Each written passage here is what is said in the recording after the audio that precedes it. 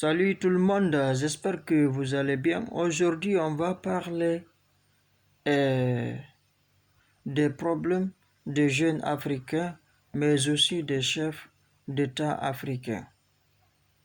Après une analyse, je trouve que l'Afrique est habitée par des jeunes. Mais quel type de jeunes? Je parle des jeunes engagés pour faire rayonner l'Afrique, mais qui malheureusement n'ont pas le soutien qu'il faut pour les accompagner dans leur combat. Je parle aussi des jeunes qui ne s'intéressent pas, qui ne s'intéressent que de la situation sociopolitique de leur pays et les autres pays de l'Afrique les intéressent peu, pour ne pas dire que les autres pays de l'Afrique ne les intéressent pas. Parmi eux, on peut retenir des jeunes qui ont eu la chance de travailler ou de décrocher un emploi, qui ne s'intéressent que de leur quotidien, mais qui s'avèrent être plus en sécurité que ceux qui sont intéressés de la politique.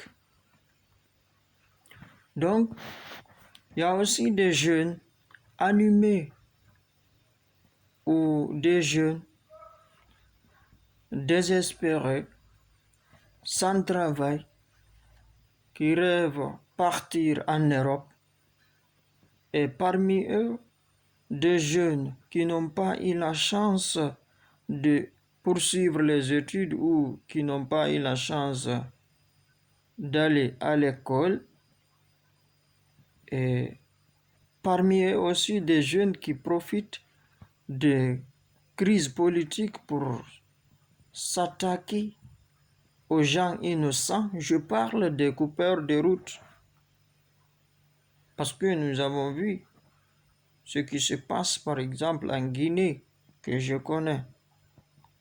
Et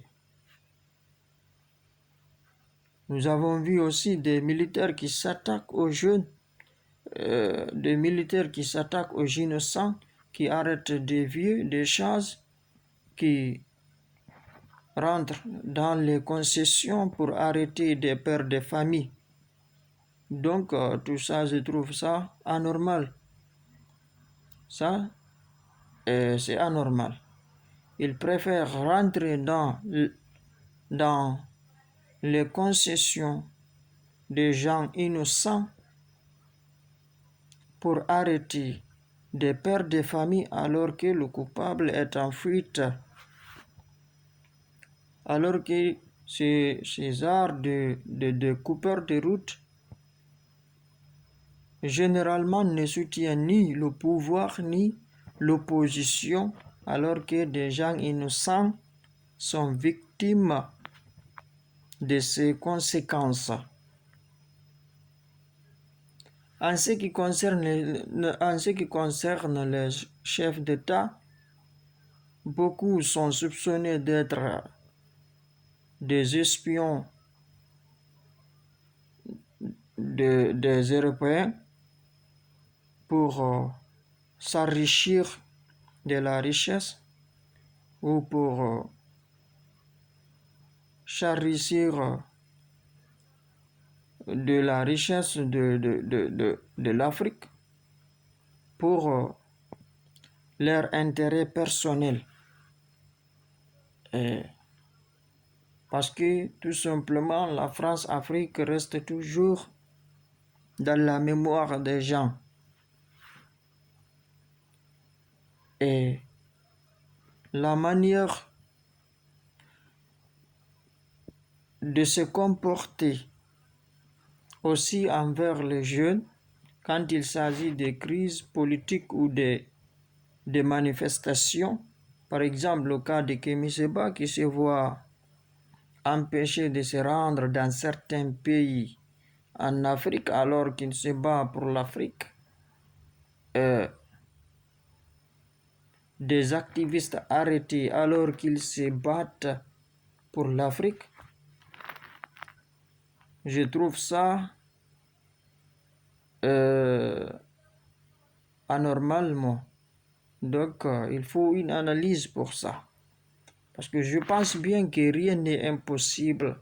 Il faut juste savoir agir pour mieux faire, tout en se mettant en tête que si ça s'avérait être vrai que ces chefs d'État-là sont en collaboration secrète pour l'intérêt des Occidentaux sur l'Afrique,